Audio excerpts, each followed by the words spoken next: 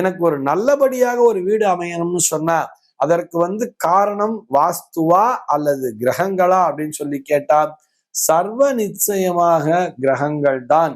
அப்படி இல்லையே சார், வீட்டுல வாஸ்து சரியில்லை அப்படின்னு தானே சொல்றா அப்படின்னு சொன்னா, அந்த மாதிரி வாஸ்து சரியில்லாத ஒரு வாஸ்து தோஷம் நிறைந்திருக்கக்கூடிய வீடானது உங்களுக்கு அமைய வேண்டும் என்பதையும் கிரகங்கள் தான் தீர்மானித்திருக்கும். இதனை உங்களுடைய ஜாதகத்தினுடைய 4ஆம் பாவத்தினை கொண்டு அறிந்து கொள்ளலாம்.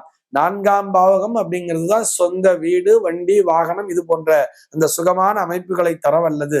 சுபகிரகத்தினுடைய தாக்கம் என்பது அந்த இடத்திலே இருந்தாலும் நிச்சயமாக உங்களுக்கு நல்ல வீடு என்பது அமைந்துவிடும்.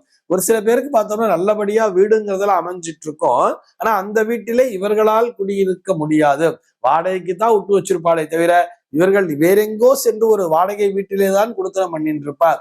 இதையும் அந்த கிரகங்கள் தான் தீர்மானிக்கிறது.